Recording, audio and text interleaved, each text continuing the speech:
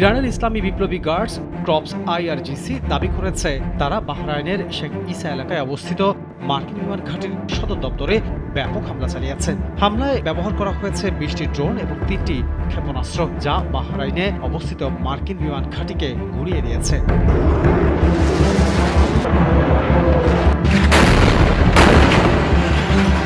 আইআরজিসির বিবৃতিতে বলা হয়েছে, আইআরজিসির নৌবাহিনী ২০টি ড্রোন ও ৩টি ক্ষেপণাস্ত্র ছুড়ে বাহরাইনের শেখ ইসা এলাকার মার্কিন বিমান ঘাঁটিতে বড় ধরনের আঘাত হানে। ঘাঁটির প্রধান কমান্ড সদর দপ্তর ধ্বংস হয়েছে, তবে এই হামলার কোনো প্রমাণ তারা দেখায়নি। হামলার বিষয়ে বাহরাইনের পক্ষ থেকে এখনো কোনো মন্তব্য পাওয়া যায়নি। এদিকে সৌদি আরবের রাজধানী রিয়াদে বিদেশি দূতাবাস ও কূটনৈতিক আবাসস্থল এলাকায় বিস্ফোরণ এবং ধোঁয়ার স্তর দেখা গেছে। সৌদি প্রতিরক্ষা মন্ত্রণালয় জানিয়েছে, দুটি ড্রোন মার্কিন দূতাবাসে আঘাত করেছে এবং আগুন ধরে গেছে। এছাড়া কাতারের প্রতিরক্ষা মন্ত্রণালয় জানিয়েছে, কাতারের দুটি ব্যালিস্টিক ক্ষেপণাস্ত্র ধ্বংস করা হয়েছে।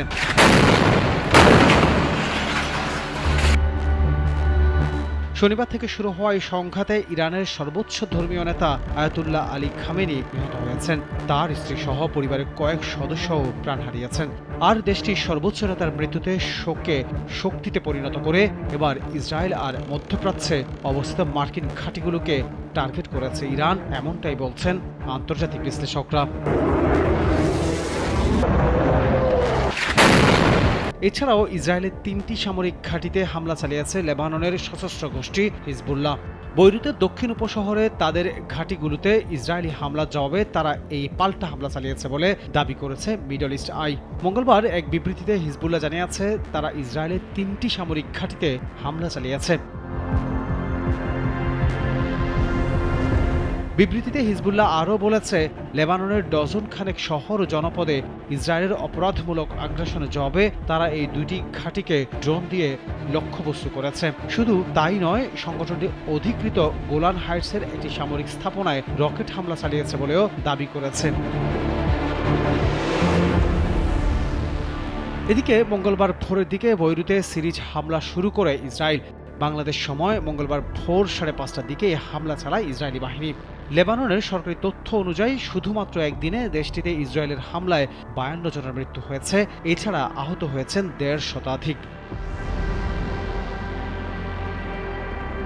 এদিকে ইরানের পক্ষ নিয়ে তুরস্কের প্রেসিডেন্ট রিসেপ তাইয়েপ এরদোগান সতর্ক করে বলেছেন, যদি যুক্তরাষ্ট্র নেতৃত্বাধীন ইরানে হামলার ঘটনা নিয়ন্ত্রণে না আসে, তবে তা বিশ্ব ও আঞ্চলিক নিরাপত্তার জন্য ভয়াবহ পরিণতি ডেকে আনতে পারে। তিনি উল্লেখ করেন, তুরস্ক দেশ ও নাগরিকদের রক্ষা করতে সব ব্যবস্থা নিচ্ছে।